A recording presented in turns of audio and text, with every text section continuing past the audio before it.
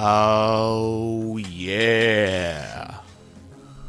Check, check, check. 1, 2, 1, 2, 1, 2, 1, 2. Think we're groovy. Yep, yep, yep, yep, yep, yep, yep. Excellent. So yeah, I don't really expect too many people to show up tonight, but wanted to jump on here, do this damn thing. Finally try out an actual broadcast. Yeah, could be a good time. We shall see. So yeah, that being said, let's switch to the main camera. Boom. There I am. Hello, hello, hello.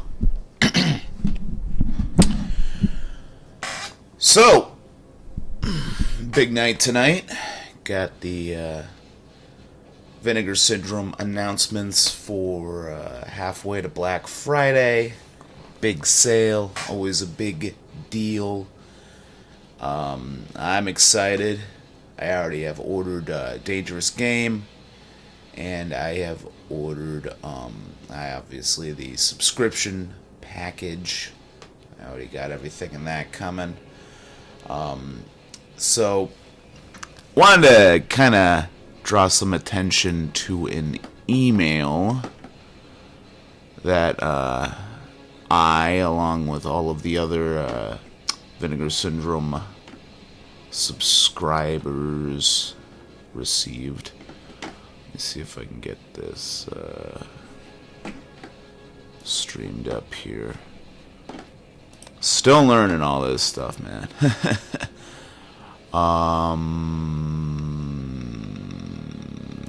Leslie. So, application capture. Let's go to mail.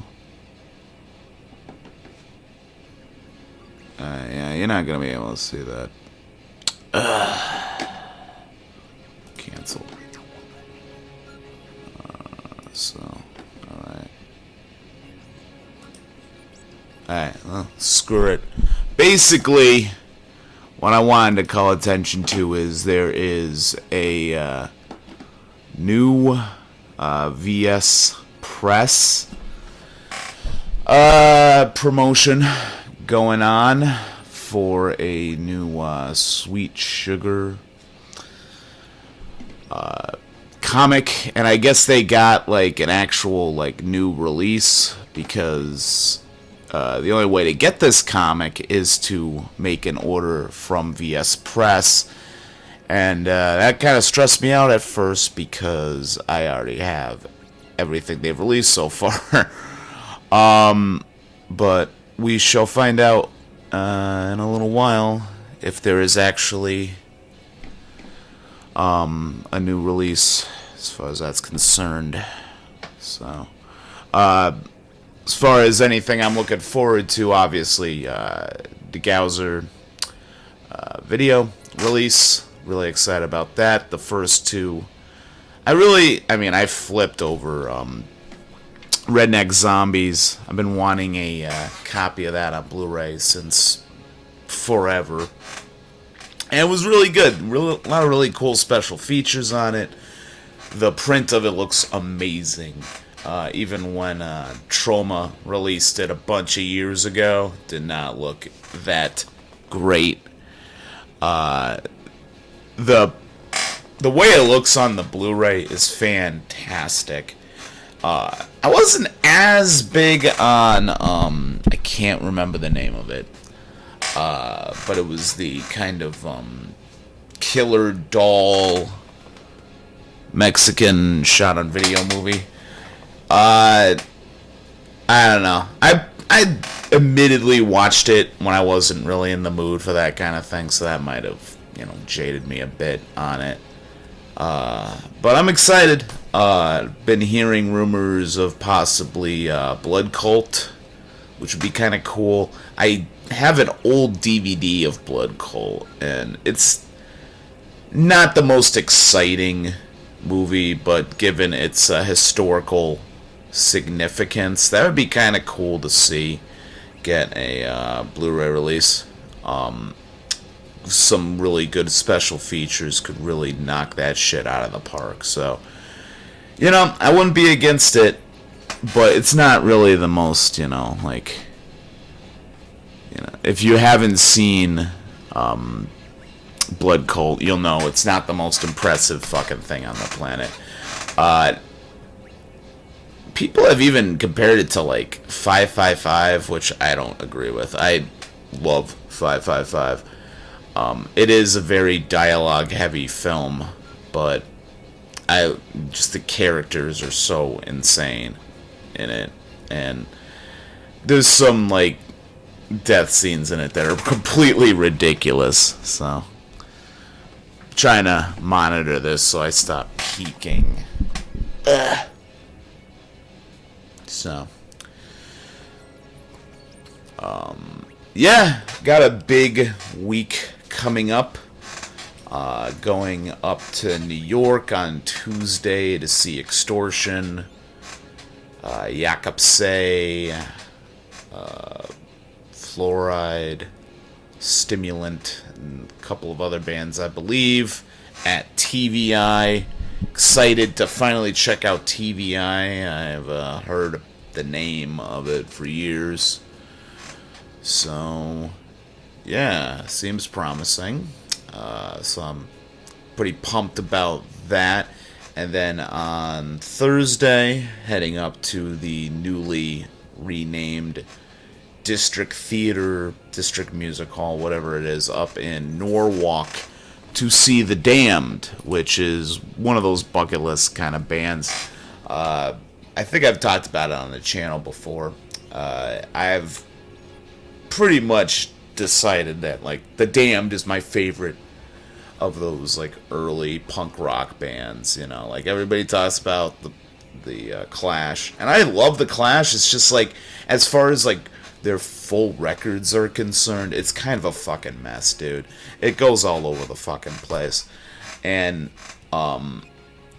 as, like, a lot of the songs on London Calling are pretty amazing, a lot of that album is pretty much filler.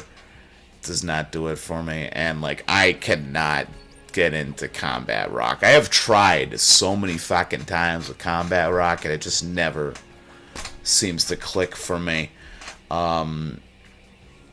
I've heard people defend it and stuff. I think it's a lot of because, like, I'm just sick and fucking tired of hearing Rock the Casbah and Should I Stay or Should I Go, after, like, decades of being bombarded with those fucking songs.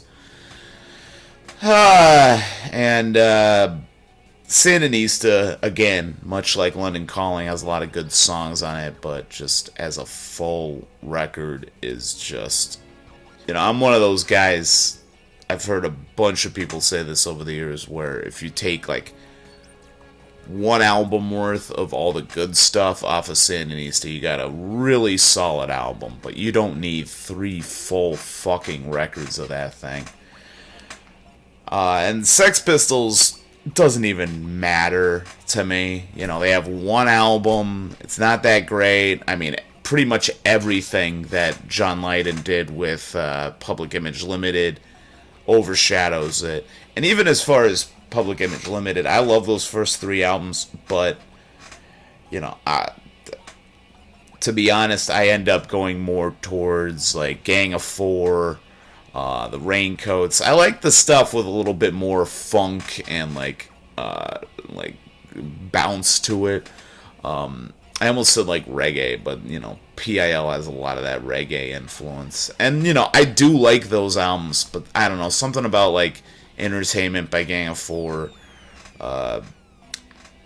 some of the early Magazine, the Pop Group, a lot of that weird stuff coming out of New York at the time as well. That does a lot more for me than PIL a lot of the time. and PIL alone does a lot more for me than the Sex Pistols. So yeah, I mean, so pretty much out of those three, you got the Damned in there, and in my opinion, just insanely consistent. And they're willing to like change up the genre without being insane with it, like, you know,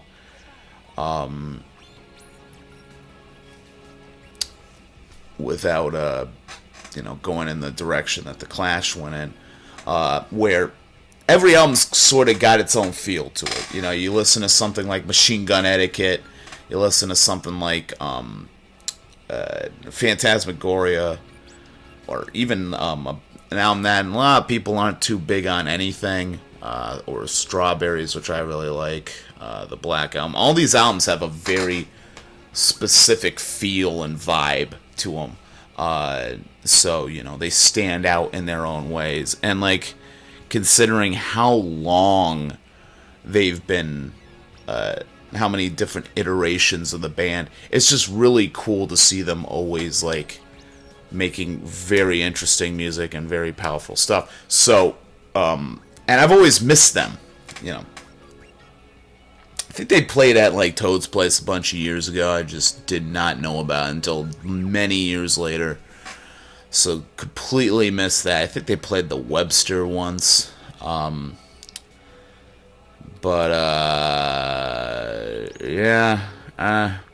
So, never got to see them, but they are definitely one of my favorite bands. It's definitely, like, the goth vibe to it later on with Phantasmagoria and the Black Album.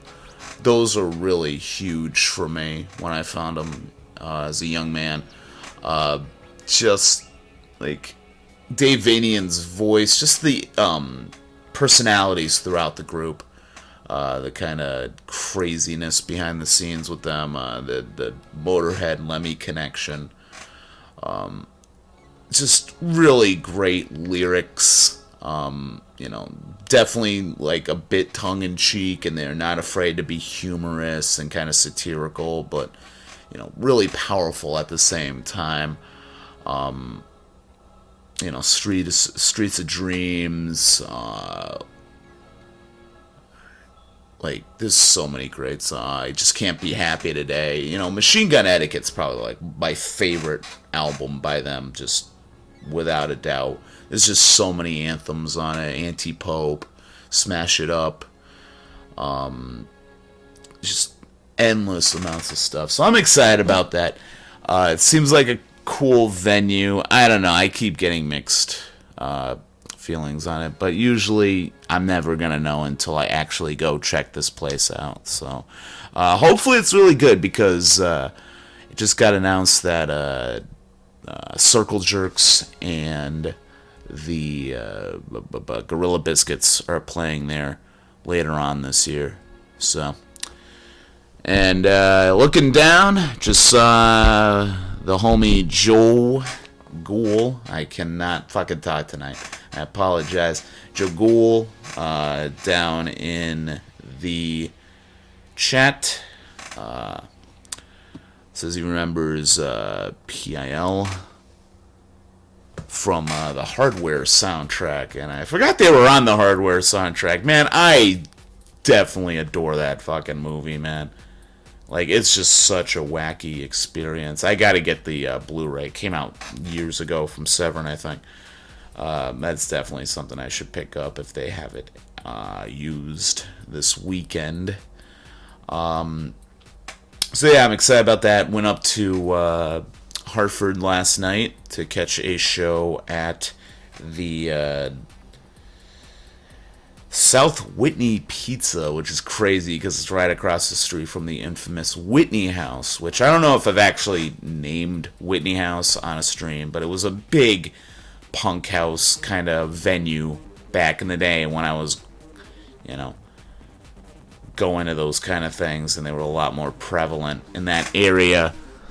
And, like, being up there was fucking crazy, man. I haven't been up there in, like, 10 years. It's been a very, very long time. So that was cool. Bands were great. Shout out to Corpse Flower and Videodome, who were always killing it. Like, Videodome has just been putting on some of the best sets I've seen all year. So much respect to them. And everybody in that band's been really putting it down for so many years. And I love Corpse Flower, just female punk rock. Not too, like, fast or aggressive, but really just, like, catchy. Got a great groove to it. Very raw. Right amount of sleaze to the sound of it. Really, really cool. But was really stood out about the entire night was the opening act. Did a 5-minute set. That would be Gagu. I'd never know how to say this. But it's a new band. Members of the Cumrats, I believe. And Zach Wojtek on bass. Zach Fontanez. God damn it. He's going to get so mad if he knows that I fucked up his name. And a couple of other people. Real fast, real snotty, sloppy punk rock, hardcore goodness, real aggressive. Zach, I've seen Zach Wojtek. I've seen play in a ton of bands in the past, and that dude is just a maniac. Usually on the drums. Like, I remember Shot in the Head, he was like doing all these weird, like, dancey kind of fill-ins and stuff, and but they're really, really cool. Really excited to see some more of their sets. If you ever get the chance, if you're in the area, go see this other band that Wojtek's in called Other Nerve. Also features Joe Marcus, who was also in Shot in the Head back in the day. And Tyler, who was like the third or fourth singer for Shot in the Head. Really, really cool. Sort of in the same, power violence, fastcore revival kind of thing that Shot in the Head was doing. But with a little bit more sludge, a little bit more, groove to it. Definitely taking more of like the noise rock influences that they're all into and bringing that in. Jesus Lizard, Big Black, all that good shit. Trying to think what else is on the docket coming up.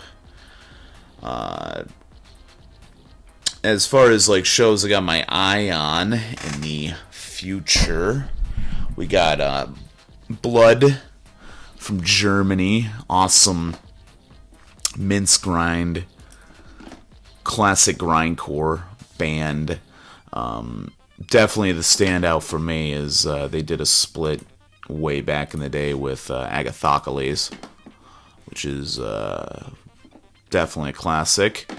They are playing. Let me get this. I gotta remember all this shit.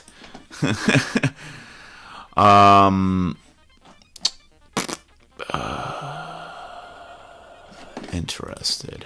There we go. All right. They're playing with Bogside Sniper Squadron, which I believe is Irish, sort of IRA themed, like black metal, which sounds kind of weird to me, but they're really fucking good. I checked it out. And Hemorrhoid, Altar of Gore. It's going to be at the Meadows. So, yeah, that looks like it's going to be a good fucking time. Haunted Hotel Records is putting that on. Much respect to them. So, I guess it was just announced. They haven't put, I believe, tomorrow tickets go on sale in September. Slapshot, Ignite, Death by Stereo, and School Drugs, and Space Ballroom. So definitely keep my eye on that. We got Testament, Creator, and Possessed playing College Street, which is pretty huge. I barely ever go to College Street, but that is definitely something I'm going to want to catch. I'm definitely excited to go see Dismember in August. Also, Exciter, Midnight, and Hellwitch are playing the Meadows on August 1st. Space Ballroom, we got Crowless with Tongue Depressor in August on the 10th. A lot of cool stuff coming up. Sodom, Whiplash, and Hyrax at the Brooklyn Monarch in October. One of the coolest things that is coming up at the ballroom is Boris doing Amplified Worship. That is going to be awesome. I've never seen Boris before. Really excited about that. Got King Buzzo coming through with Trevor Dunn. So that should be exciting. So yeah, a lot to look forward to for sure. Yeah, and as for tonight, just waiting for these movies to get announced, and kind of excited. We got 2 VSAs dropping, so I'm kind of psyched to see what those are. And according to the email, one of them is going to be a UHD, which is the first time that a VSA, something on that sub-label, has been on UHD. So that's exciting. They've been doing a real cool job with the VSAs. I've noticed there's been a lot of Hong Kong kind of stuff, which I'm always down with. I really loved Man Called Hero and Black Cat. The 2 Black Cat films were really fucking cool. Yeah, it's just that sub-label's been really, really killing it. I've really been in love with the cinematograph label. I went to go see the screening of Touch they did at the Roxy Cinema the end of last month. Very cool. They had a Q&A with Paul Schrader at the end of it. Really, really awesome getting to see him speak, because from the looks of it, I might not have that opportunity again. So hearing him talk about the movie, and I really did enjoy the movie. If you haven't checked out Touch, great late 90s Paul Schrader. It's an adaptation of a Elmore Leonard book around the same time that you had a lot of Leonard getting made. Jackie Brown, Get Shorty, that kind of stuff. There was like this new appreciation for his stuff. But Touch is definitely a different vibe. Definitely for Elmore Leonard, but also for Paul Schrader. It's more of a comedy. Very like straight ahead comedy. It's not too slapsticky. It's not too over the top, but it's very funny. And it's a lot more playful than you would think a Paul Schrader film would ever be. It's definitely the most like lighthearted I've seen of his stuff. So, and the release is spectacular, and seeing it on screen, even though the screen at it's a decent size like film screen. It's a very intimate room, which is very cool to see. I didn't even realize this, but the Roxy Cinema is actually in the basement of the Roxy Hotel. And getting to check out the hotel and all, like, the different decorations and everything like that was kind of a cool experience. Very, very heavy. So I enjoyed that. And really enjoyed Going South, the Jack Nicholson film. Red Rock West I've had on my watch list for years. Finally got to watch that, and that was excellent. That's probably so far my favorite of the movies that they've released. really, really cool. And Little Darlings was really great too, because I really love. I'm not really a big like teen sex comedy kind of guy, but that had a lot more of like heart to it. The seeing it from a female perspective was really kind of cool, because it is a very misogynist, like male dominated film scene at that time, at least. So it plays it off really, really well. All the actresses in it are fantastic. The comedy is well done. It's got heart in the places that it needs to be. It does feel like a classic youth film. So getting to see something like that was very cool. I love Fast Times at Ridgemont High. It's like probably one of the only teen sex comedies that I really do love. And it's got that kind of vibe to it. So I definitely did enjoy that. But yeah, definitely one I'd recommend. I really did like Red Rock West, as I said, but I think the one I would recommend the most is Going South. Just the cast is amazing. You got John Belushi. You got Jack Nicholson starring and directing in it. He is killing it. Christopher Lloyd. Really amazing cast. It just goes on and on.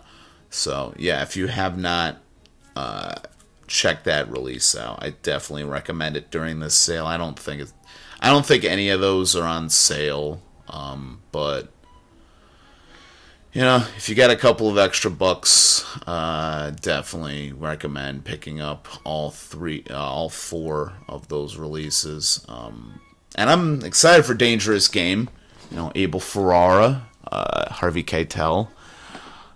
Cannot go wrong with that. And interested in seeing Madonna.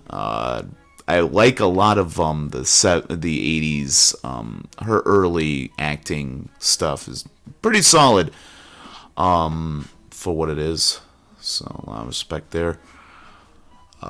So we got like 3 minutes. I think it's about time we switch to the view of the countdown. So let me pull it up on my end. Boom. All right. So yeah, 3.5 minutes. So it usually goes live 1 minute after midnight. So keep an eye on that. And I'll probably mention if I'm gonna pick up anything from this announcement, but I'll probably do it after I get off camera. Don't want to chance anything as far as that is. I'm not gonna do Melusine just because obvious reasons. I might order a few off of there. I don't know. We'll see. I haven't really done a lot I haven't made a lot of Melusine orders, to be honest. Been kind of focused on everything else. Finally at a point where I have enough money to kind of buy stuff. I've mentioned before that early on in the year was pretty rough. So I had to recover from October, November, December being kind of a mess financially. So, but yeah, as far as I'm concerned at this point in the year, I'm doing fantastic. So, definitely makes this a lot more exciting in that sense. So yeah, really hyped on this. I don't know what really else to say. I'm really bad at building this shit up. Got a lot coming up. So, yeah, as far as, I guess it's Memorial Day this weekend as well, so if anybody has Memorial Day plans, I hope you have a great time. I don't know. Summer is upon us, and it's already fucking hot, man. I was, melting up in Hartford yesterday. But I'm down for it, it was cold this year. and being a guy who's constantly walking, constantly active, uh, heat heat's definitely invited. I definitely can get down with the heat. Less clothes is always a bonus for me. Um, Unfortunately, I'm probably going to be singing a different tune come fucking August, and I'm like, alright, I'm kind of done with this weather by then. But right now, I'm down for it. Give us the heat. I want to try to get into some water this year. It's been way too fucking long since I've gone swimming, and yeah, a bunch of other shit nobody wants to hear about. So, yeah, 40 seconds left. This is when it gets exciting. 30 seconds. And if anybody's wondering, playing in the background, I got instrumental versions of a project I just uploaded recently called Conrad Veit. I will probably add the link into the description after this video is done, so you can go check that out with the lyrics the way it's supposed to be heard. And yeah, so here we go. We are ready. Let's see what we got. Oh, love it. All right, so we got Invasion USA, the Chuck Norris classic. Always good to see that. We got Criminally Insane and Satan's Black Wedding. The classic.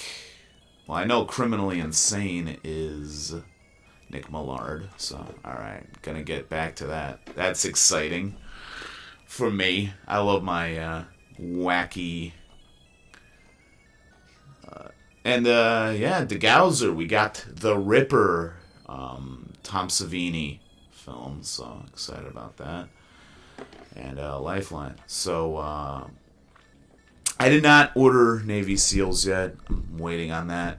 Got it for the subscriber price, so I'm not rushing too much.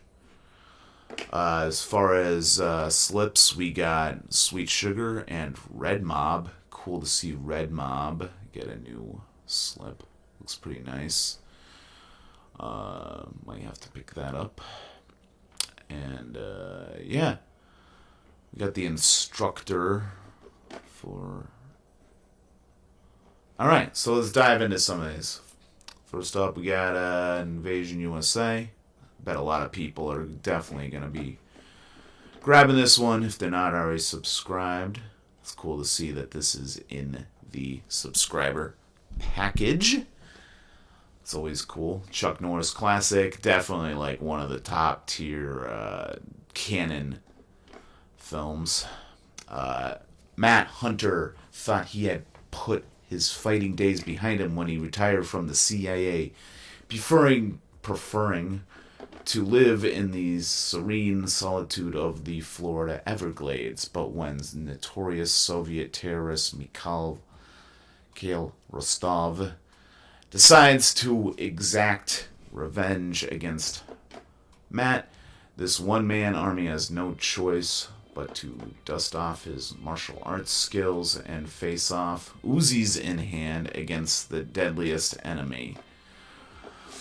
However, as Matt tries to remain one step ahead, the insidiously evil Rostov begins deploying bands of guerrilla fighters across the state to terrorize innocent civilians and force Matt out into the open and compel him to face off one final bloody showdown.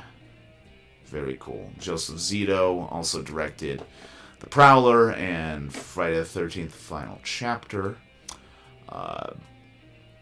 Yeah, really, really fun, crazy flick. So it looks like we got a 2-disc set with the 4K Region 8 Blu-ray. We got a Operation Invasion USA interview with director Joseph Zito, Writing the Real Thing with screenwriter James Bruner. Yeah. That's funny. Joe down in the comments saying Frank Joseph Zito. That's pretty funny. The stories we're telling, an interview with editor Dan Linthal. God damn it, I can't talk tonight. So yeah, you got a lot of great interviews. You got a couple of classic featurettes. Very cool. So this is definitely exciting. 4K release of Invasion USA. This one's pretty crazy. We got Criminally Insane, Satan's Black Wedding. I believe both of these are by Nick Millard. Criminally Insane, famously, scenes of this were stolen for, I believe, it's kind of crazy because you got the Death Nurse films from Nick Millard, which you reuse footage from Criminally Insane, and I believe it was Crazy Fat Ethel in certain parts of the world. In the annals of 1970s regional filmmaking, Nick Millard carved out a niche with his extremely low budget yet highly artistic horror and action movies. Presented here are his two seminal works, offered as a double feature, just as they were originally screened in drive-ins and grindhouses across America. Ethel Janowski has just been released from an asylum where her both violent and suicidal tendencies have kept her under medical supervision. Deemed cured, save for her severe weight problems, she moves in with her grandmother, who, under doctor's orders, locks up the household's food supply to prevent Ethel from continuing to gorge herself. However, Ethel's raging appetite cannot be contained, and as the visitors to the house begin discovering her growing stash of snacks, she has no choice but to violently kill them and hide their remains. A charmingly depraved proto-slasher anchored by a captivating performance from its literally and figurative larger-than-life star, Priscilla Alden, also from Sodom and Gomorrah: The Last 7 Days. Director Nick Millard's cult favorite, critically insane, bursts with plot twists, regional charm, and plenty of gruesome kills. Mark Gray is reeling from the horrible news that his sister Nina has committed suicide. Searching for answers, he travels to the secluded, forest-surrounded town in which she lived. Unsettled by the frosty, almost ghost-like demeanor of the audience, of the locals. Alright, it's getting late. Mark begins to suspect that there might be something more sinister behind his sister's death, only to discover that the town itself is a coven of vampires, with more than its fair share of bright red bloody kills. Nick Millard's sophomore horror feature, Satan's Black Wedding, is a tightly constructed and incredibly atmospheric regional vampire thriller skillfully crafted in the Italian Gothic tradition, despite its Northern California locals. Both Criminally Insane and Satan's Black Wedding have been meticulously restored in 4K from their long-lost 16mm reversal elements, and are making their worldwide debut from Vinegar Syndrome. Very, very fun. I'm psyched for these. Looks like we got a video detailing the process of restoring these from Oscar. So I'm going to have to check that out. He's definitely very informative.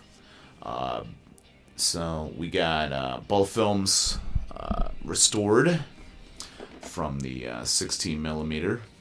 We got Remains to Be Seen, a featurette produced by Vinegar Syndrome Film Archive on preserving the films of director Nick Millard.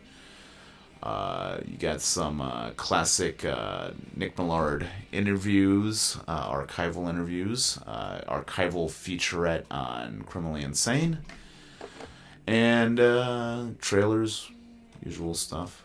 Very, very cool. Excited for these. And this is what I always like to see is, Vinegar Syndrome going back to its like roots, back when they were releasing like crazier kind of stuff, Ted V. Michaels kind of stuff, like the real low budget, sleazy, real what the fuck kind of stuff back in the day. So that should be a blast.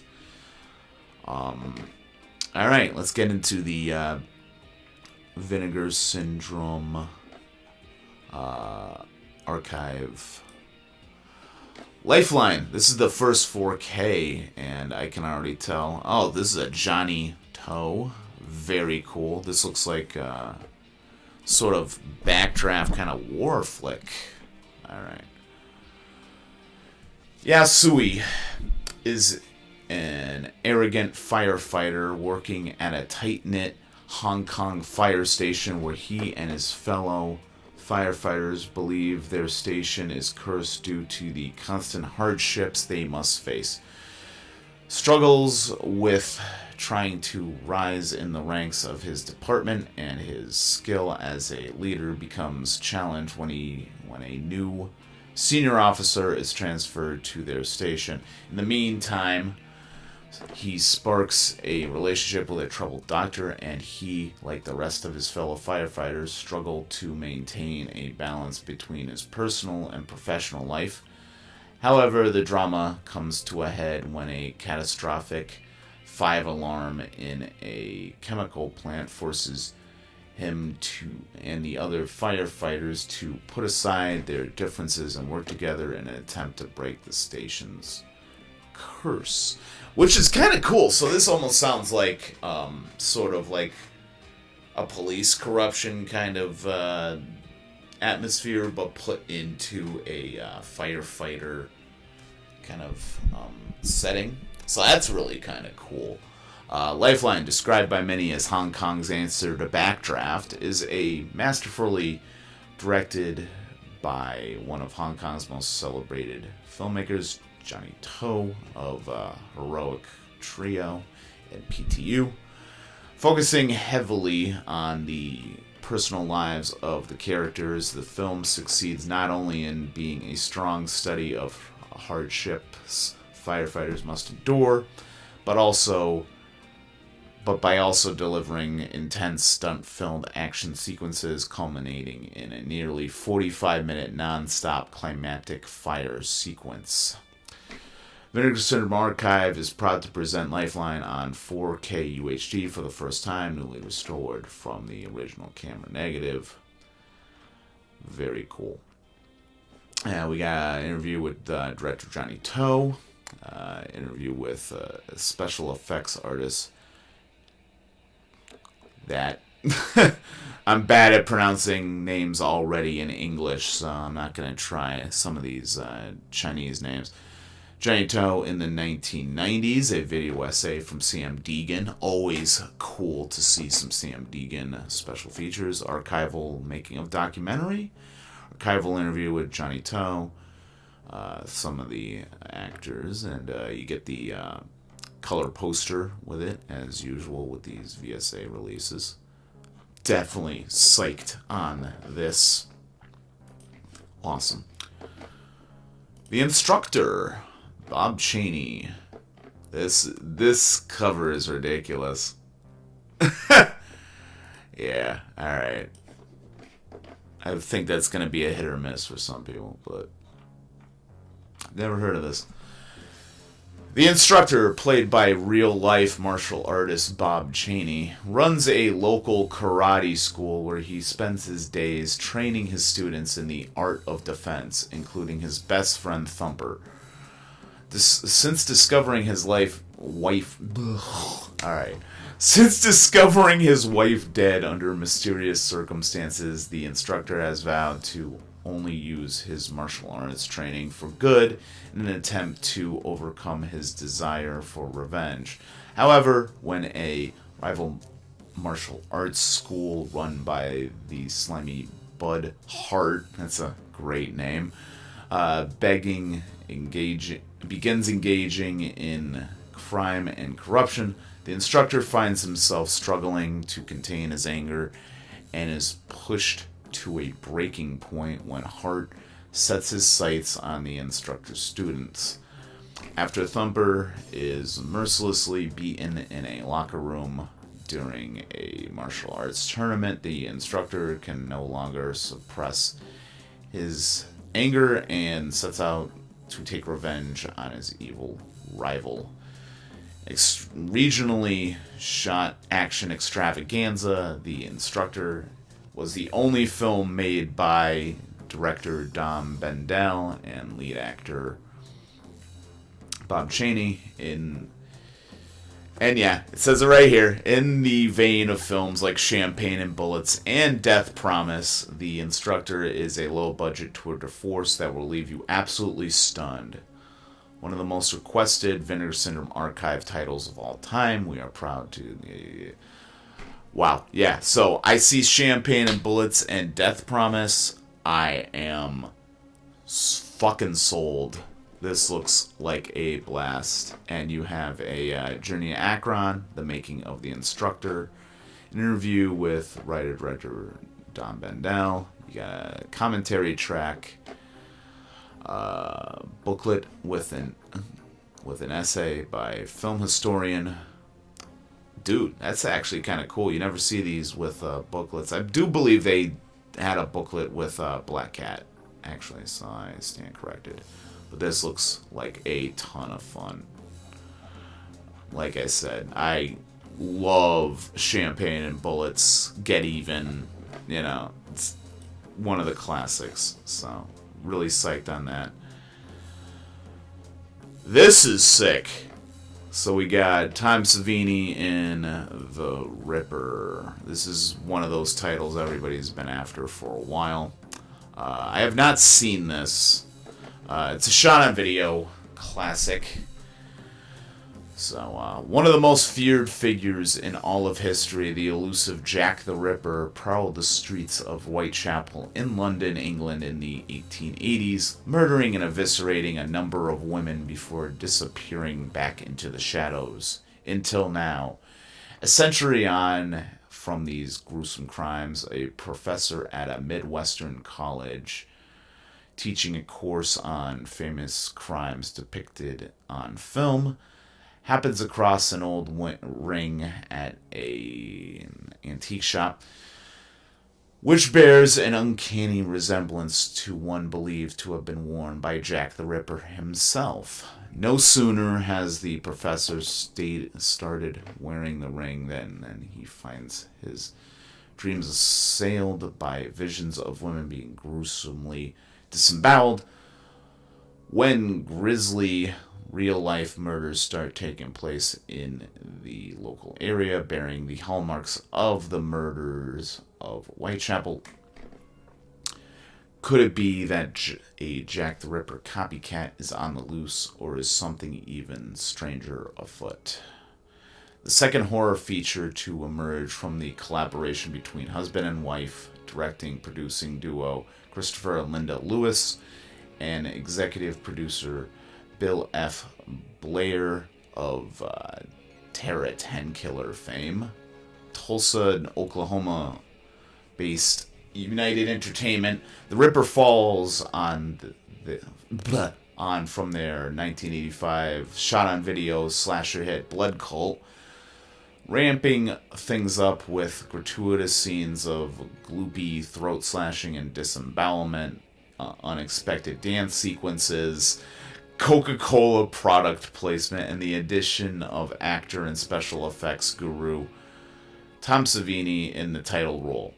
Sourced from the highest quality video master, Gauser Video is thrilled to unveil the home video reincarnation of this SOV classic, presented alongside an array of archival and new bonus features. including a revelatory interview with the Ripper himself. So you got some Tom Savini stuff on here. You got a 10-minute interview. You got an interview with producer Linda Lewis. You got a interview with one of the actresses. You got a interview with Bill Blair, VCI president and son of executive producer Bill F. Blair, and a music video. So this is pretty cool. Very excited. Yeah, so, and you know, it was mentioned in there that it's from the same team that brought you Blood Cult, so maybe that one's on the way. Always pretty cool. And you also got the VHS copy that they've been doing for all these releases. Looks pretty cool. I haven't gotten any of these, and this will not be the first one. Alright, and this is definitely awesome. We got House by the Cemetery 4-issue hard case comic collection, continuing on their release of Zombie, the Fulci. Not much to say about this, but I am definitely getting this. I'm really psyched to see this. I didn't even know that they were releasing something new from VS Press, so definitely looking forward to picking that up. You got some shirts. I like this Sweet Sugar one a lot. That is nice. Very cool. Yeah, you got some new buttons. Still gotta order the Riddle of Fire, but that looks really cool as well. That's the newest Vinegar Syndrome Productions film. Just checking to see if there's... And yeah, these are all past releases. Alright. So yeah. A lot of cool stuff announced for halfway to Black Friday sale. So I'm going to move on and make some recommendations for some shit that you should probably pick up. That will be on sale. So I want to start with Blade in the Dark. A lot of people probably familiar with this. Probably one of my favorite giallos. And this is probably like the best it's ever looked. You got the element of like kind of a composer, a little bit of meta kind of aspects to it, which is actually really kind of cool. Lamberto Bava, it's very early on in his career, definitely has a lot of the vibes that he definitely picked up from the work from his father, Mario Bava, but definitely falls more into that like kind of late 70s sort of giallo kind of feel. You got great performances all the way around. Like Michelle Soavi, Soavi. Ugh. I'm not gonna try to pronounce these Italian actors and directors and stuff, but it's great. They pack it with a lot of really great special features. Yeah, really solid release. I'm trying to remember what else I was supposed to talk about. I had a bunch of these pulled. I was gonna do a video that did not end up happening.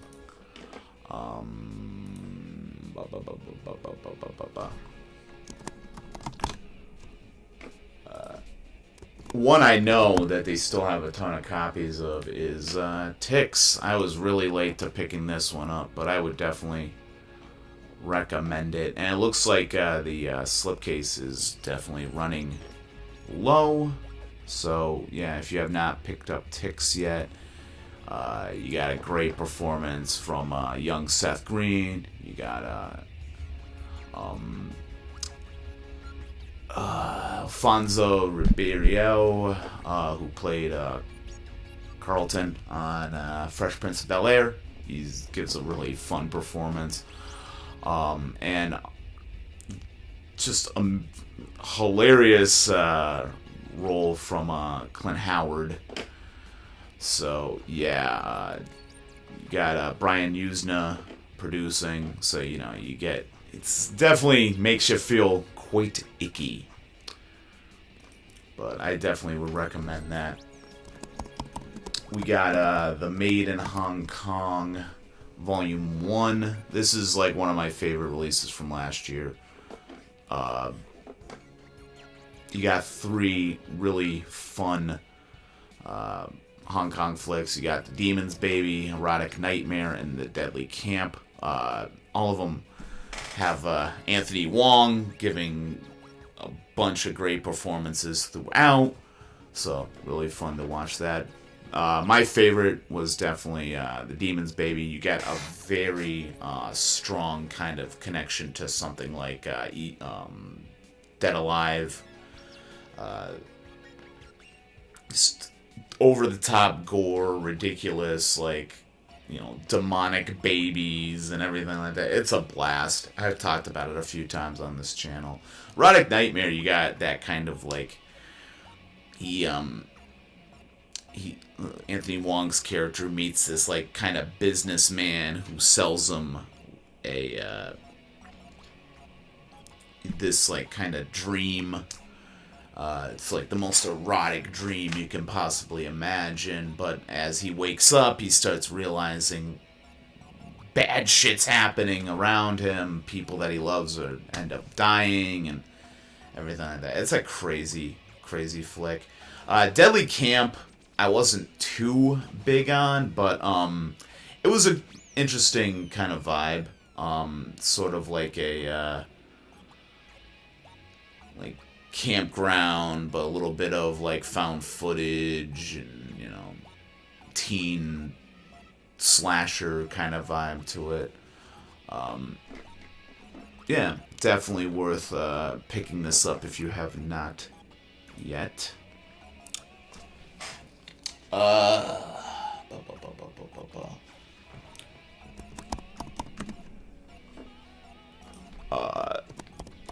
Only one of the first film in this is really great. The other film's not so great, but definitely Hard Rock Zombies, just an utterly insane film.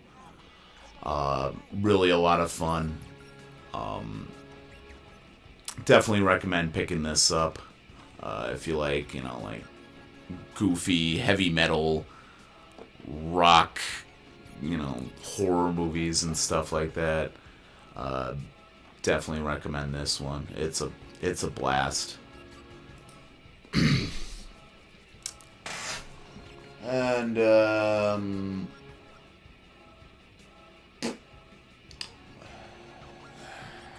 last one I'll recommend if you have not picked it up yet is Killer Condom. Last year they released a ton of these like great like trauma films that were always kind of released under shitty trauma releases. Gave them great 4K restorations, great releases. The features are amazing. Bloodsucking Freaks, Mother's Day, they were killing it on these trauma titles last year, but this is definitely my favorite. Just a crazy German, New York based kind of very like progressive for its time. It's from 1996, but it definitely has a more like European kind of sense of humor. The representation in it is all over the place as far as like LGBTQ communities. If you know what it's going for, you could definitely enjoy it. If you shut off your, more easily offended tendencies. It's not for everyone. It's a ridiculous movie. But I feel like it's a lot of fun. Real great, like, weirdo soundtrack. You got the guy who did Necromantic. I am not trying to pronounce his name. Doing special effects. And you got H.R. Geiger as a creative consultant. Just really, really fun film. Ridiculous characters. Just it's a blast, and it's what you would go to like the classic Trauma titles for. But now you have the you know, the aspect of it being a really great release, which, sorry, Trauma is not very well known for their great releases, to say the least. So yeah, awesome lineup of films. And you know, I gave you a couple of recommendations. So probably tomorrow night or Saturday, whenever I get to it, I'll do start posting some videos of my haul, and when I go to archive tomorrow, and probably when I get my package, what is that, like next week or the week after, I will do a video for that. So yeah, I've been kind of slow with this channel this year. Got a lot of other stuff going on, but you know, when I get the passion, when I want to talk about stuff, I will talk about stuff. And you know, I don't know about June, but definitely in July, once I get a bunch of titles, gonna do my halfway through the year favorite albums so far, and favorite reissues, favorite movies, all that kind of good stuff throughout the year. So yeah, if you want to find me on social media, it's the Hordes of Manzerfaust on Instagram. And like, subscribe if you have not already. Get down there in the comments. Let me know what you're planning on picking up tomorrow during the sale, or at Archive if you live locally. Check out my Project Conrad Vite. I'm going to post that down in the description after I finish this stream. And yeah, that'll about do it. So good luck this weekend. Hope you get some cool stuff. And yeah, this is Mike Manzer with another Manzerfaust production video. And stay fucking metal, y'all.